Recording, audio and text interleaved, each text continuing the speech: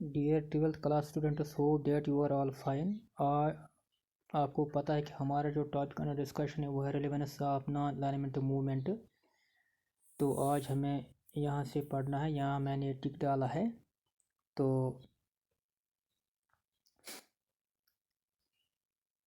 India's new economic policy and inclination towards United States raised questions over India's seriousness over non-alignment.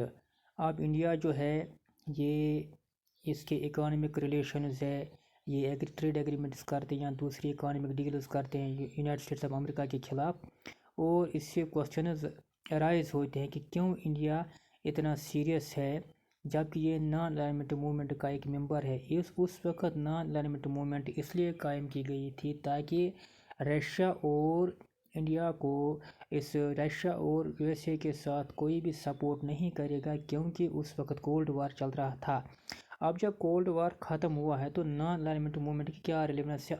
क्या ये आज भी non alignment movement की ज़रूरत है या ये उस वक्त ज़रूरत थी जब कोल्ड वार चल रहा था? कोल्ड वार एंड हुआ दिसंबर 1991 में, जब रशिया डिसइंटीग्रेट हुआ, जब इसकी सपोर्टर कंट्रीज़ आहिस्ता आहिस्ता उससे अलग हो गए।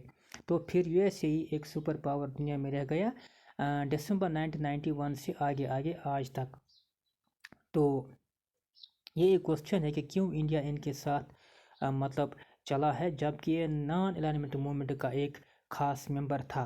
और prime minister of India skipped the 17th non alignment movement summit held in Venezuela in 2016। ये जो प्राइम मिनिस्टर ऑफ इंडिया है 2016 में, आज भी नरेंद्र मोदी है, उस वक्त भी था क्योंकि 14 में बना है, फिर 19 में भी बना है। तो उसने नॉन अलाइनमेंट मूवमेंट इनकी एक मीटिंग होने वाली थी वेनेजुएला में 2016 में, ये इसमें नहीं गया। It was only second such instance. ये एक दूसरी मिसाल थी when head of A state did not participate in non alignment conference, जब किसी भी मुल्क के हेड ने इस नॉन अलाइनमेंट समिट में हिस्सा नहीं लिया। तो more over non alignment movement continued losing relevance for India. इसके अलावा नॉन अलाइनमेंट मूवमेंट जो है ये लगातार इसकी रिलेवेंस ख़त्म हो रही है हिंदुस्तान में इन ए यूनिपोलर वर्ल्ड। जब एक यूनिपोलर वर्ल्ड यहाँ पे जिसका हेड सिर्फ यूनाइटेड स्टेट्स ऑफ अमेरिका है, especially after the founding members fail to support India during crisis.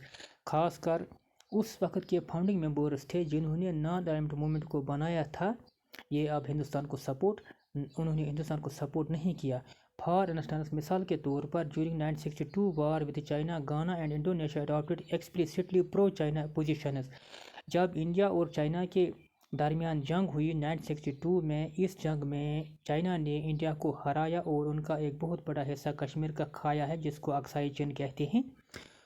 तो उस वक्त गाना जो था ये एक नॉन अलाइनमेंट मूवमेंट का एक खास मेंबर था। इंडिया भी था और इंडोनेशिया का भी मेंबर था। इन्होंने इंडिया के खिलाफ आवाज़ उठाई।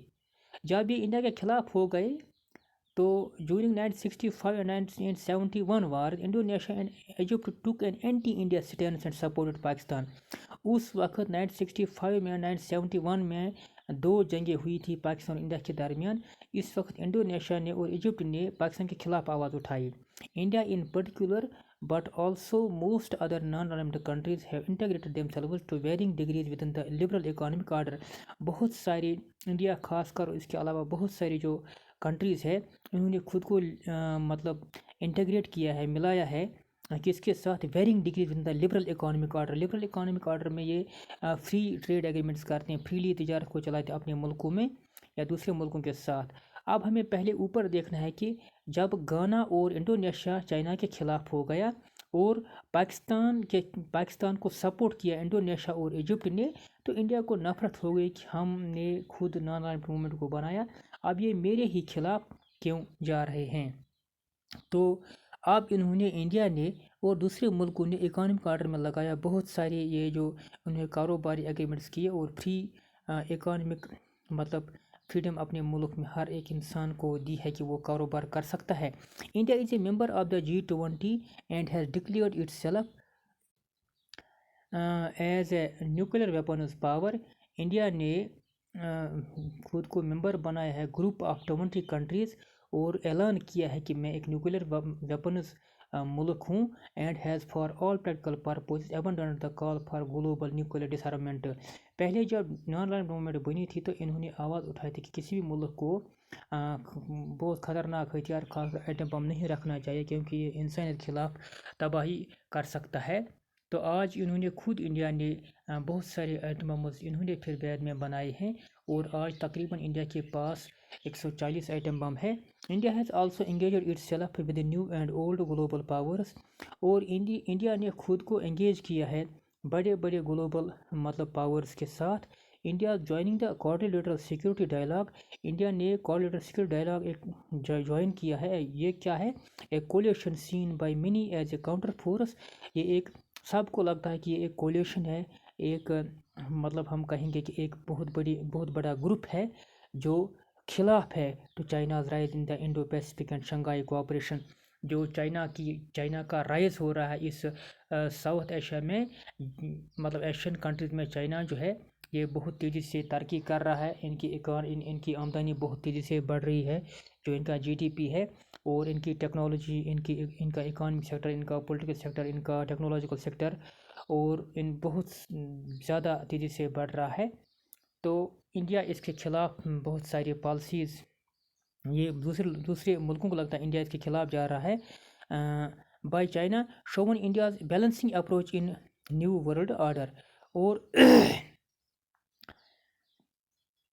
تو یہ ہمیں لگتا ہے کہ انڈیا جو ہے یہ انڈیا کا ایک نیا اپروچ ہے، ایک نئے ورلڈ آرڈر کو سٹارٹ کر دنیا میں ایک نئے اپروچ کو سٹارٹ کرنے کے لیے۔ India is striving hard for a multiple world order. India بہت کوشش کر رہا ہے کہ یہ جو یونیپولرٹی ہے، اس وقت صرف U S a super power ہے، اس کو یونیپولرٹی کہتے ہیں۔ اس سے پہلے بائی پولر تھے، جب رشیا بھی تھا super power, U S A بھی تھا، اس کو بائی پولرٹی کہتے ہیں۔ اب یونیپولرٹی ہے کیونکہ رشیا ختم ہوا ہے 1991 میں، اور اس کے جو سپورٹرز تھے وہ چلے گئے ہیں، ڈسنٹیگریٹ ہوا ہے رشیا، اور اب انڈیا سٹرائیو کرتا ہے، بہت زیادہ کوشش کر رہا ہے کہ ملٹیپل ورلڈ آرڈر بنانے کے لیے دنیا میں بہت سارے ممالک طاقتور بن جائیں، and asserting itself as one of the players، اور خود یہ ثابت کرتا ہے کہ ہم بھی ایک طاقتور ملک ہے۔ Multiple world order is very much closer to non aligned principles, اور یہ جو ملٹیپل ورلڈ آرڈر ہے یہ بہت زیادہ کلوز ہے نان الائنمنٹ پرنسپلز کے، کیونکہ ان میں ایک پرنسپل یہ بھی تھا کہ بائی پولرٹی یا یونیپولرٹی کو ختم کر کے ہم ملٹی پولرٹی کو قائم کریں گے۔ Thank you.